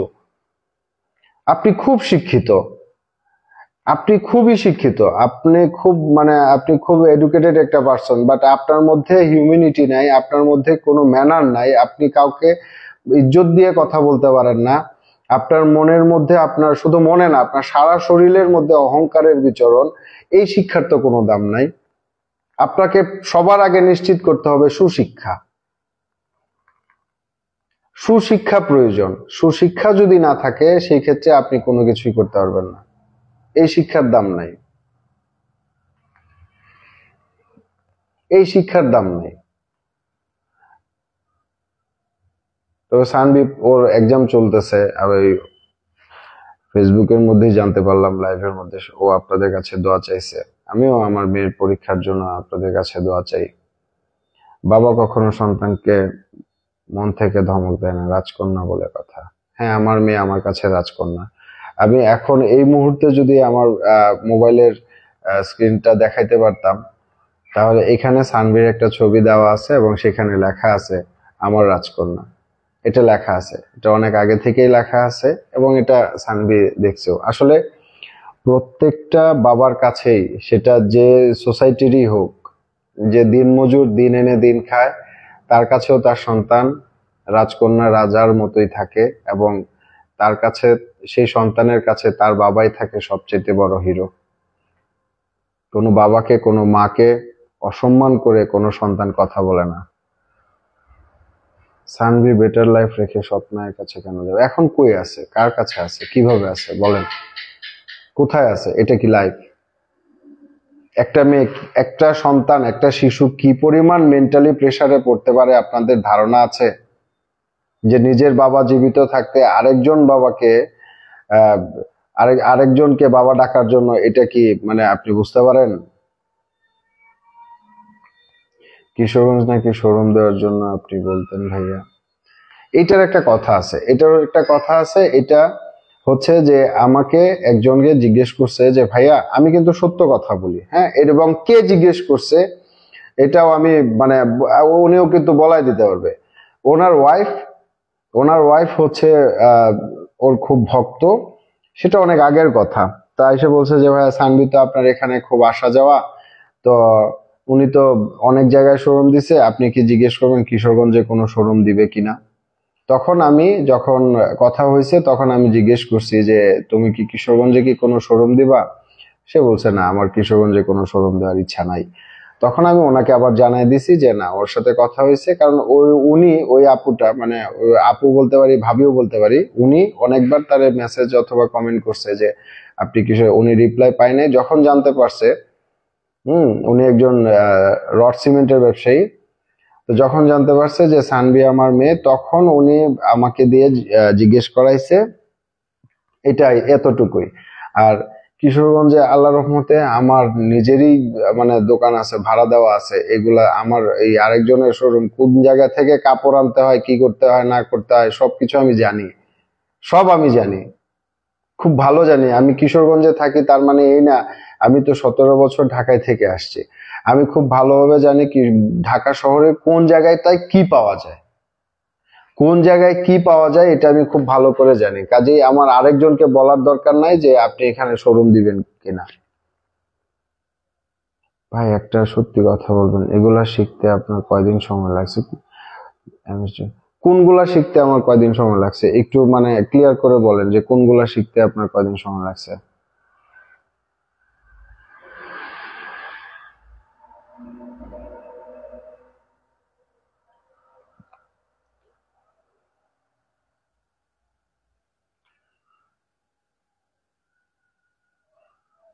এমডি রফিকুল ইসলাম, তোরে সহ সুয়েবকে আই লাভ ইউ।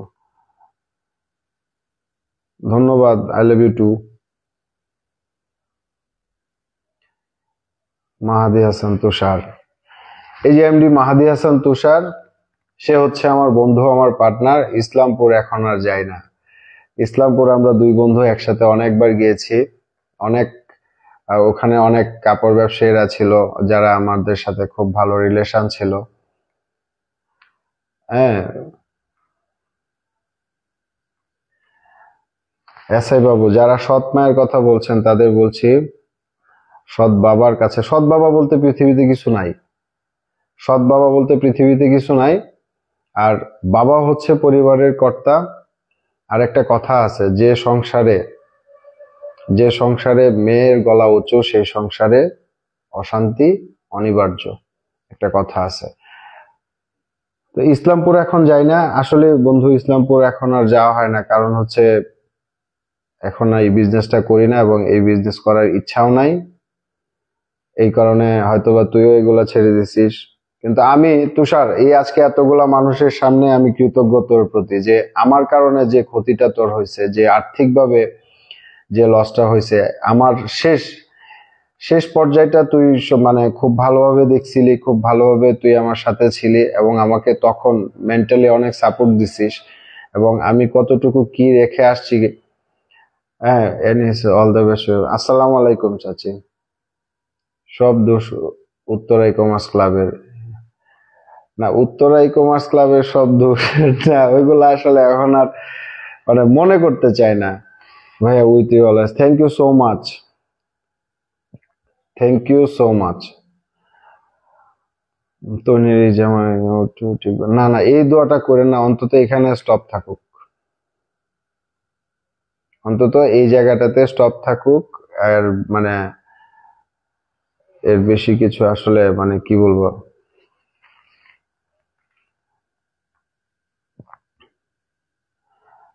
বেলা শেষে আপনার কি আর কোনো কাজ নেই? না, এই মুহূর্তে আমার কোনো কাজ নেই, এখানে বসে আড্ডা দিচ্ছি। আপনারা যেমন, আপনার যদি কাজ থাকে আপনি চলে যান, আপনাকে আমি বলি নাই যে এখানে থাকেন। ভাই আপনি, ভাইয়া সবাই বলে আপনি এখনো তনিকে লাভ করেন, রাবেয়া বসরি। না, এই ধরনের আসলে মানে এই লজ্জাজনক কথা, এবং এর থেকে ধরেন কি বলবো, এই ধরনের জঘন্য কথা, জঘন্য ব্লেম আমাকে দিয়েন না। এর থেকে অন্য কোনো কথা বলে এই আমাকে অন্য কিছু বলেন, আমার হয়তোবা ভাল লাগবে। হ্যাঁ, কিন্তু এই ধরনের কথা বললেন না, কারণ এটা আসলে মানে কি বলবো, আমি অপ্রস্তুত হয়ে যাই এই ধরনের প্রশ্ন শুনলে আমি অপ্রস্তুত হয়ে যাই, কারণ আমি এত গালাগালি পারি না। গালাগালি পারি বন্ধু বান্ধবের ক্ষেত্রে, একসাথে যারা খুব ছোটবেলার বন্ধু, এছাড়া বাইরের কাউরে আমি কখনো গালি দেই নাই, গালাগালি করিও না।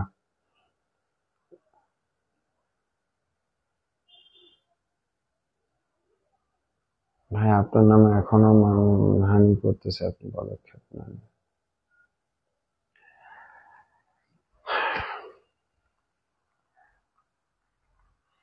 আমার আসলে মানে আমি এর আগেও কখনো চাইতাম না যে সানভিকে আনার জন্য আমি আদালতের দ্বারগোড়ায় যাব, এটা চাইতাম না, কারণ সানভি আদালতে যাবে, পুলিশের কাছে যাবে। হ্যাঁ, মেয়েটা আসলে এভাবে একটা মেন্টালি প্রেসারের মধ্যে পড়ে যাবে। হ্যাঁ, উকিল একটা কথা বলবে, আরেকজন উকিল একটা কথা বলবে, পুলিশ কথা বলবে। এটা তো আসলে তার জন্য খুব মেন্টালি প্রেসারের একটা জায়গা হয়ে যাবে, সে আসলে এটা কিভাবে নেবে। কিন্তু আমি আসলে শেষ পর্যন্ত বাধ্য হয়ে আমি এই পর্যন্ত আসতে হয়েছে, এটার জন্য আসলে তনিই দায়ী। কারণ আমি যেভাবে ছিলাম এত বছর, এতগুলা দিন, আমি তো ভালো ছিলাম। আর হচ্ছে যে এই তুমি আমাকে জবাবদিহিতা করার তো দরকার নাই।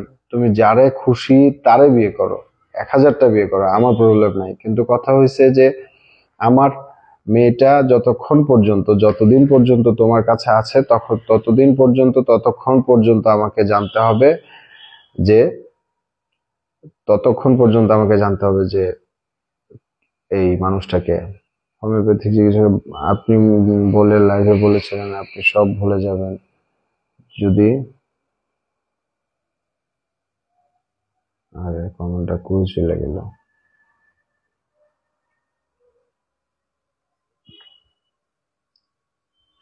সেদিন লাইভে সানবির চোখে, হ্যাঁ সেটা আমিও দেখছিলাম এবং একটা পোস্ট করছিলাম, যখন জিজ্ঞেস করছিল যে আমি নাকি তোমাকে আটকায় রাখছি।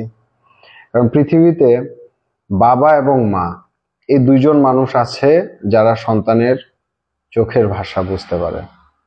চোখের ভাষা বুঝতে পারে। একজন মা যখন একটা শিশু আপনার কথা বলতে পারে না, তখন মা তার মুখটা দেখলেই বুঝতে পারে যে আমার আমার সন্তানটা ক্ষুধার্ত।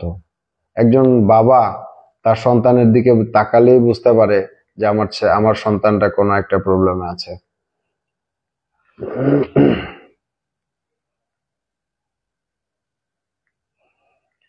দেখেন, আমার অন্তত ফ্যামিলির এই ধরনের অবস্থানে আমি চলে যাই নাই যে আমার ফেসবুকে এগুলা কি বলে ইনকাম করা, হ্যাঁ এটা কেমনি ইনকাম করতে হয় এগুলা জানিও না, কারণ এগুলা ঘাটাঘাটি করি নাই। আর ইনকাম কইরা যে আমার খাইতে হবে, আল্লাহর রহমতে এইটুকু অভাবে আমি পড়ে যাই নাই। হ্যাঁ, এইটুকু অভাবে আমি নাই।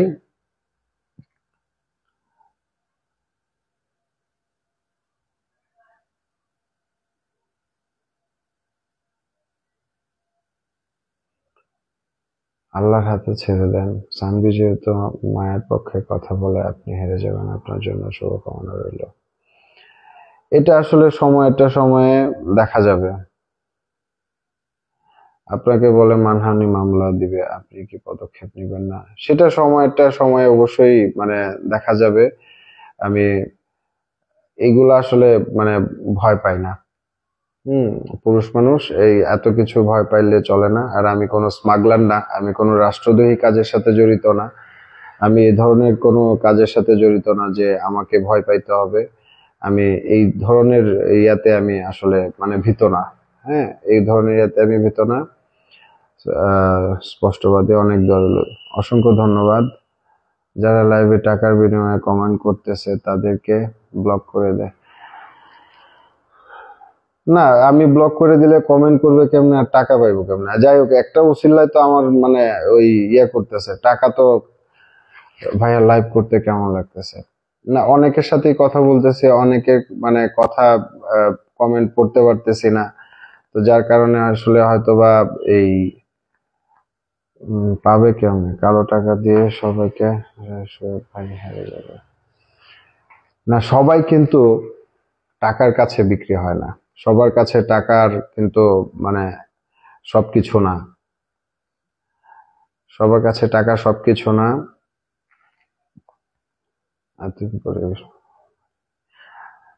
প্রতিদিন লাইভে আসবেন আপনি? প্রতিদিন লাইভে আসলে আসলে মানে সময় সুযোগ হয় না, বাসায় বাচ্চাদেরকেও সময় দিতে হয়, আবার মানে ফ্যামিলি একটু টাইম দিতে হয়, সবকিছু মিলায় আবার মানে হয় না।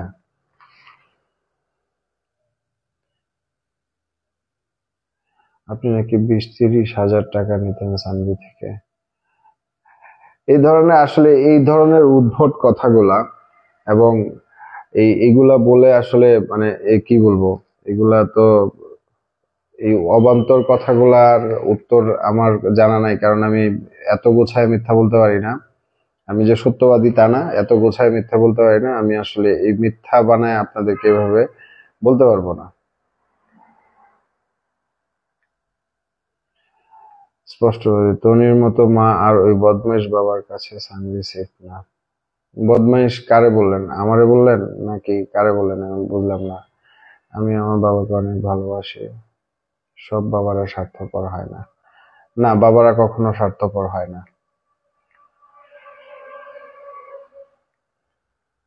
আপনি বাবা নামে করেন, এখানে টাকা নিয়ে কেউ আসে না।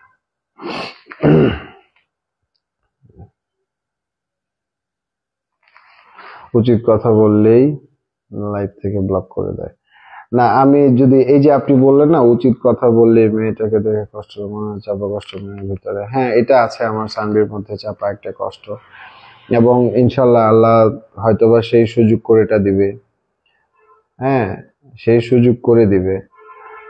ভাই আপনি আবার কই গেল?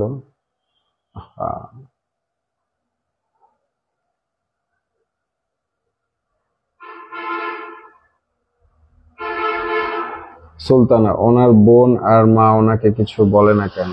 উনি যে এইরকম উচ্ছৃঙ্খল। কথা হচ্ছে যে আপনি যদি কথা না শুনেন তাহলে আপনাকে কেউ কথা শোনাইতে পারবে না। এত জঘন্য প্রমাণিত হতো নিরপেক্ষ মানুষ কথা বলে কি করে, এরা কি বিবেক না। এখানে এই যারা বলে তারা এখানেও বলে ওখানেও বলে, এদের কাজে হচ্ছে এগুলা বলা। এটা নিয়ে মানে আসলে এই আপনি যা দেখবেন যে তারা ওখানে যায়ও সেম কথাই বলতেছে, এদের কাজই হচ্ছে এভাবে বলা বলি করা। এগুলা বলুক, এগুলো আমরা না দেখি না শুনি, কারণ আপনি এগুলা শুনলে আপনি হয়তোবা নিজেকে একসময় কন্ট্রোল হারাবেন। এবং একজনকে একটা গালি দিলে কি হয় জানেন, একজনকে একটা গালি দিলেন, একজনকে একটা খুব বাজে ভাষায় গালি দিলেন, তার যে পাপটা আছে সেটা ওটো আপনার এখানে চলে আসবে। এই ধরনের কিছু ঘটনা একটা হাদিস আছে। আমি বলি, আপনি 5 ওয়াক্ত নামাজ পড়লেন, জাকাত দিলেন, হজ করলেন, সবকিছু করলেন, হাসরের মাঠে যায় দেখলেন কিছু নাই। কেন নাই? তখন আল্লাহ বলবে ওই যে অমুকরে গালি দিছিলা, একটা চলে গেছে, অমুকরে দিছিলা, ওইটাও চলে গেছে, তমুকরে দিছিলা, চলে গেছে। এই দিতে দিতে ওর পাপ গুলা সব আসছে, আর তোমার যা পুণ্য ছিল সব চলে গেছে। দিন শেষে রেজাল্ট জিরো। হ্যাঁ, তো যার কারণে আমরা কাউকে গালি না দিই, যারা দিচ্ছে তারা কিন্তু আপনার উপকার করতেছে। আপনার কোনো কিছু চুরে নিয়ে গেছে। আমার বাসার পিছনে একটা কাঁঠাল গাছ ছিল, অনেক বড় কাঁঠাল হয়েছে, এটার মধ্যে প্রথম ফলন হয়েছিল। তো কাঁঠালটা বড় হয়েছে, কাঁঠালটা চুরে নিয়ে গেছে। আমি তো খুব মন খারাপ করে মসজিদে গেলাম, হুজুরে বললাম, হুজুর মনটা খুব খারাপ, আমার তো একটা কাঁঠাল, 2টা কাঁঠাল ছিল, একটা কাঁঠাল তো চুরে নিয়ে গেছে। হুজুর বললেন আলহামদুলিল্লাহ বলেন। আমি তো বললাম বাহ সুন্দর। হুজুরের কাছে আসলাম, হুজুর বললো আলহামদুলিল্লাহ বলেন। আমি বললাম আচ্ছা হুজুর আলহামদুলিল্লাহ, এখন ঘটনাটা বলেন, কেন আলহামদুলিল্লাহ বলেন? হুজুর আমাকে বললো যে আপনার এখান থেকে যে গাছ থেকে যে ফলটা চুরি করে নিয়ে গেছে সেটা তো, তার জন্য আল্লাহ আপনাকে একটা উট কুরবানি দেওয়ার সওয়াব দিছে। মানে আমার পক্ষে তো কখনো উট কুরবানি দেওয়ার মানে সুযোগ দেয়, তখন আমি প্রতিদিনই বলতাম আমার একটা করে কিছু একটা চুরি করে নেওয়া যা, আমার একটা উট কুরবানির সওয়াব হোক। বুঝছেন? কাজেই এইগুলা খুব সেন্সিটিভ বিষয়। আপনারা কাউকে গালি দিবেন না। হ্যাঁ, আমরা গালি দিব না কাউকে। যারা আমাকে ভালোবাসেন, যারা আমাকে ভালোবাসেন তাদেরকে বলছি কাউকে গালি দিবেন না, কখনো গালি দিবেন না। সে গালি দিবে আপনি আলহামদুলিল্লাহ বলে এবং আল্লাহর কাছে হেদায়েত চাইবেন, গালি দিয়েন না। নিজের যোগ্য নিয়ে ভাইরাল হন, বউকে নিয়ে ভাইরাল হচ্ছেন। আমার বউ ভাইরাল না, আমার বউ বাসায় ঘুমাচ্ছে, তাকে কেউ চিনে না। আমার আমার আশপাশের, আমার এলাকার আশপাশের মানুষজন তারে চিনে না। আমার বউকে আমি ঘর থেকে বের মানে ঘর থেকে বের হয়, পর্দার সাথে বের হয়, তারে ওইভাবে কেউ চিনে না। আর আমাকে ইউজ করে অনেকেই ভাইরাল ভাইরাল হয়ে গেছে। আমাকে ইউজ করে ভাইরাল হয়েছে, আমার ফ্যামিলিকে ইউজ করে ভাইরাল হয়েছে। আমার নামে মানে অনেক বাজে ধরনের কথা বলে মানুষের মনে জায়গা করে নিছে। আমি এগুলো নিয়ে কখনো মানে প্রতিবাদ করি নাই, প্রতিবাদ করতে চাইও নাই। কিন্তু আজকে যেটা হয়েছে এর জন্য আসলে মানে ওই দেয়, এর জন্য এতে আমার কোনো কিছু করার ছিল না। সত্যি করে বলবেন, বলেন তো ডিভোর্স কেন হয়েছে তনির সাথে? এটা এর আগেও বলছি, তেল আর জল একসাথে মিশে না। সে তেল, আমি পানি, এই জন্য মিশে নাই। এবং আমি আসলে ওর যে ধরনের চিন্তা ভাবনা, ওর যে ধরনের চলাফেরা, এটা এটার সাথে আসলে আমি অভ্যস্ত অভ্যস্ত না। আমি না, শুধুমাত্র আমি না, আমার পরিবার, আমার আত্মীয় স্বজন, আমার গোষ্ঠী, ওরা কেউ অভ্যস্ত না। যার কারণে মানে আসলে এগুলা মেনে নিতে পারি নাই বিধাই মানে দূরত্বটা তৈরি হয়। সেখান থেকেই আমি চেষ্টা করছি, আমি বারবার চেষ্টা করে গেছি। কারণ হচ্ছে আমার আমার মাথার মধ্যে ছিল যে একটা একটা মেয়ে আছে, যে কোনো ভাবেই হোক সংসারটাকে ধরে রাখতে হবে। এবং সে এটা চায় নাই, সে ওইটা চিন্তা করে নাই, সে তার মতো করে ভাবছে এবং সেই আমাকে ডিভোর্স লেটার পাঠাইছে। আশা করি বুঝতে পারছেন। আমি জানতে চাই কার কার নিজের বাবার জন্য মনে হাহাকার হয় না, মায়া জাগে না? নাজমানি তো এগুলা বলবে না আপু, এখানে যারা আছে না, আপনি ওদেরকে মানে বললেও মনে মনে বলবে, কিন্তু বাট এখানে লিখতে পারবে না মানুষের মনের কথা। আর এই যে মনের কথা অনেক সময় মানে কলমে প্রকাশ হয় না, হ্যাঁ, ও অন্যটা লিখে, এগুলা বলবেন না, এগুলা বলবে না। আপনি যতই জানতে চান এগুলা বলবেন না। তনিকে যদি উচিত কথা বলি তখনই ব্লক করে দেয় আর মডারেটর। আচ্ছা, হ্যাঁ এটা বলছি, আপনার দ্বিতীয় বউকে দেখতে চাই, আমার বাসায় আসেন। ফারজানা ইভা, দাওয়াত থাকলো, আমার বাসায় আসেন, আইসা দেখা যাবেন। যদি কিশোরগঞ্জের হয়ে থাকেন, কিশোরগঞ্জে আইসেন, এসে দেখে যাবেন, বাট এইখানে কোনো সুযোগ নেই।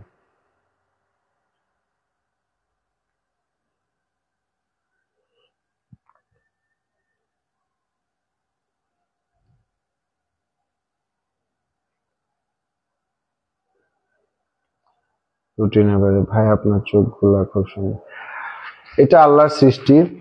আর হচ্ছে আমার চোখগুলা, কেউ বলতেছে ডিপজলের মতো, কেউ বলতেছে গাঁজাখোরের মতো, কেউ বলতেছে চোরের মতো, গরু চোরের মতো, এই সেই অনেক ভাবে বলতেছে। তো এটা আমার কাছে খুব ভাল লাগে যে আমার আমার চেহারার মধ্যে অনেক ধরনের ভেরিয়েশন আছে, এটা অনেকের মধ্যে নাই। এর জন্য আমার খুব ভাল লাগে যে আমি কখনো ডিপজল, কখনো গরু চোর, কখনো গাঁজাখোর, কখনো এটা সেটা, আমার চমৎকার লাগে। মানে আমি বাসায় এটা নিয়ে অনেক, আম্মা আব্বা কষ্ট পায় যখন এদেরকে এইভাবে বোঝাই, তখন তারা খুব হাসাহাসি করে। এটা আমি আসলে এনজয় করতেছি। হ্যাঁ, এটা আমি এনজয় করতেছি, এটা আমার কাছে খুব ভালো লাগে ভাই। আপনারা মাঝে মধ্যে আমার এইভাবে বলবেন, আমার কাছ থেকে নেন কিছু, কারণ হচ্ছে আমার অনেক পাপ। আপনারা এইভাবে বলবেন আর আমার কাছ থেকে নেবেন। এই কাঁঠাল চোর তিন মসজিদে জুতা করে নিয়ে আসিস না শোয়েব। এই কাঁঠাল চোর তিন মসজিদে জুতা করে নিয়ে আসিস না শোয়েব। কি করলো ভাই, বুঝলাম না। আসসালামু আলাইকুম ভাইয়া, লাকি একতালে। ওয়ালাইকুম আসসালাম। ছোট ভাই, সবর করা ছাড়া তোমাকে সান্ত্বনা দেওয়ার ভাষা নাই। খায়রুল ইসলাম। আসসালামু আলাইকুম খায়রুল ভাই।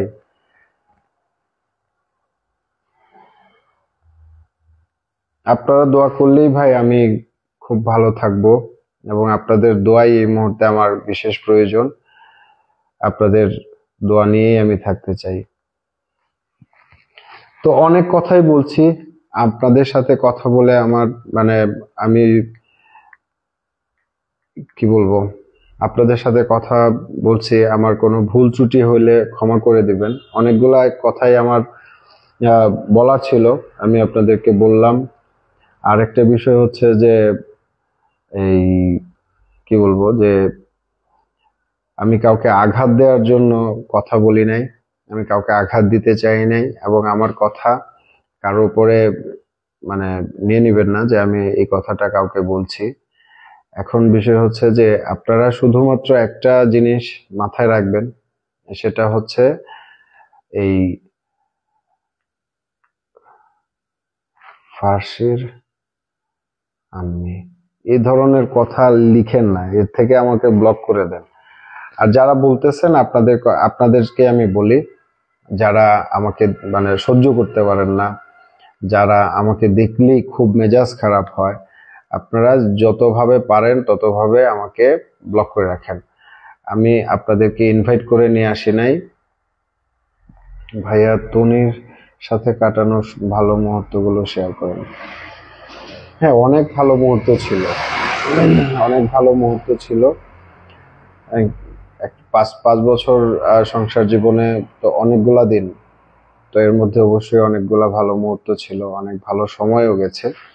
তো সেগুলা এখন অতীত, পাস্ট ইজ পাস্ট। এগুলা আপনার কাছে একটা জিনিস ভালো লাগার, অতীতগুলাও আপনাকে পেইন দিবে, আর কষ্টের অতীতগুলো আপনাকে পেইন দিবে। সবাই ইংরেজি রিয়েক্ট দেয় কেন? ওরা খুব রাগান্বিত আমার উপরে। আমি মনে হয় ওনাদের কোনো ক্ষতি করছি, এই জন্যই ওনারা খুব রাগান্বিত আমার উপরে। এবং আমি, আল্লাহ আপনাদের রাগ কমায় দিক, ঠান্ডার মধ্যে আপনাদেরকেও একটু ঠান্ডা করুক আল্লাহ।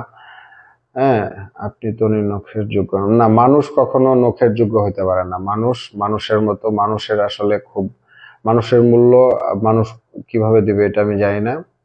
ভাই আমি ফারিসার আম্মি।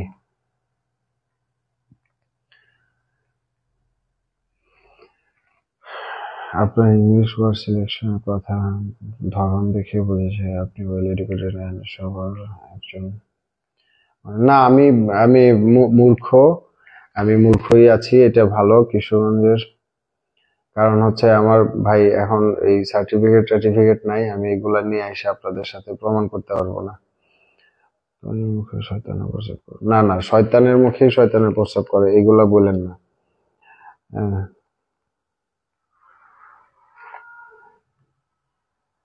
ওই অসভ্য মহিলা ভাড়া করার লোক কমেন্ট করছে।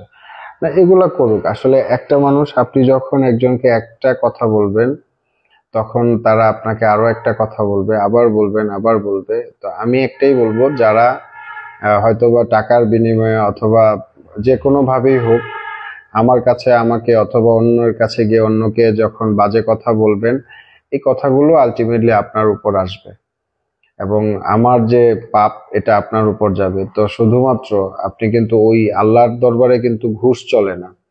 আল্লাহর দরবারে ঘুষ চলে না যে আমি তো শোয়েবরে গালি দিছিলাম, তো এটার জন্য তো একটা পাপ আমার, আল্লাহ তুমি 10টা টাকা নাও, ওরটা ওরে ফেরায় দাও আর আমারটা আমার ফেরায় দাও। ওইখানে কিন্তু এগুলো চলবে না। ওইখানে টাকার কোনো খেলা নাই। কাজেই সবকিছু টাকা দিয়ে করতে যায় না, সবকিছু টাকা দিয়ে করতে যায় না।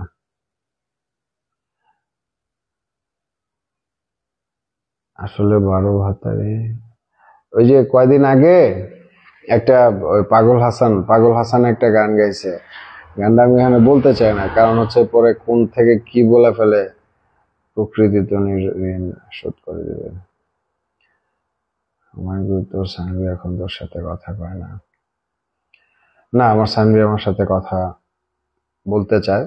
তারা যেভাবে বলায় সেভাবে বলে না। শরীর ভাই, মন খারাপ করা যাবে না, কারণ বাজে কমেন্ট করছে তারা কিন্তু আপনাকে দেখে কমেন্ট করছে, মানে আর পছন্দ না, বুঝলেন ভাই? পাগল হয়ে গেছে শালা। জি দুলা ভাই, ওই যে আমার দুলা ভাই, আপনারা সবাই চিনে রাখেন। কই গেল আমার দুলা ভাই? এই যে এই দাঁড়ান দাঁড়ান 1 মিনিট। মোবাইল ফাস্ট, বুঝছেন, আমি স্লো। ওই যে নিপা 0.2, উনি হচ্ছে খুব হাসি টাসি দিয়া, উনি হচ্ছে আমার দুলাভাই। পাগল হয়ে গেছে শালা। আচ্ছা যাই হোক, দুলাভাই পাইছি, অনলাইনে আইসা দুলাভাই পাইছি, কারণ হচ্ছে আমার কোনো বড় বোন নাই, একটা দুলাভাই পাইছি। কি লিখলো সোহেব, তোমার জন্য একটা দাওয়া দিই। দাওয়াটা হলো, হ্যাঁ হ্যাঁ, এটা আপনি নিয়ে নেন, অসুবিধা নেই।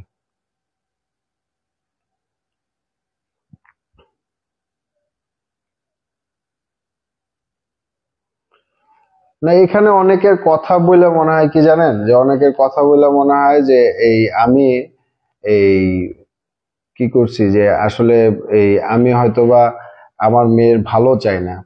হ্যাঁ, আমি আমার মেয়ের ভালো চাই বলেই আমি এখানে এই সানভিকে নেওয়ার জন্য আমি এখান থেকে শুরু করে আমি আদালত পর্যন্ত চেষ্টা করে যাচ্ছি। তো উনি বলতেছে আপনি নাকি তাকে আবার তার লাইফ আনতে। না, এর উত্তর আমি কিন্তু দিয়ে দিছি রিয়াক্টার আপু, আমি এর উত্তর দিয়ে দিছি। কারণ হচ্ছে যে আমি আলহামদুলিল্লাহ খুব ভালো আছি, একদম শরীর ঝাড়া দিয়ে ভালো আছি, যে শরীরে কোনো ধুলাবালি নাই, কোনো ময়লা নাই। এই যে আপনাদের সামনে আবার ঝাড়া ফালাই দিলাম। সত্যের জয় হবে ইনশাল্লাহ। ইনশাল্লাহ সত্যের জয় হবে। তানভীর আক্তার ভাই কেমন আছেন? আলহামদুলিল্লাহ ভালো আছি। সবকিছুর পরও উনি সানভীর বাবা। হ্যাঁ, আমি সানভীর বাবা। হ্যাঁ, আপনি লড়ে যান, আমরা আপনার সাথে আছি। এটা আসলে আমার মানে পরম পাওয়া, যে আপনারা, আমি এমন কোনো পার্সন না, তারপরও আপনারা আমার সাথে আছেন, আমাকে আমার কথা বলেন, আমাকে ভালোবাসেন। কেন ভালোবাসছেন? আমি আসলে এর যোগ্য না, তারপরও আপনাদের কাছ থেকে যে ভালো লাগা ভালোবাসাটুকু আমি পেয়েছি এই অল্প কয়েকদিনের মধ্যে, এটা আসলে ভোলার মতো না। এটা আসলে ভোলার মতো না। ভাইয়া আমি কক্সবাজার থেকে দেখছি।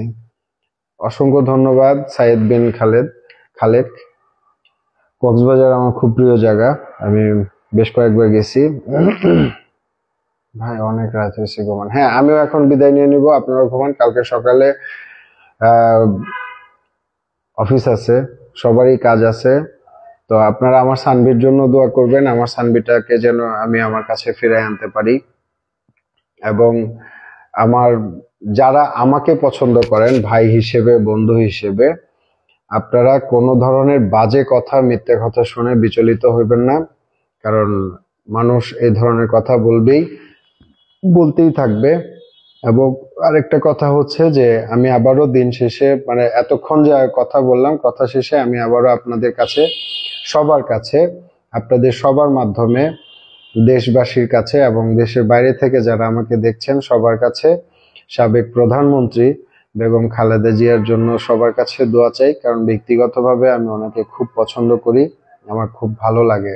এত নির্যাতনের পরেও তিনি দেশ ত্যাগ করেন নাই, তিনি তিনি বাংলাদেশ ত্যাগ করেন নাই, তিনি মাটি ত্যাগ করেন নাই।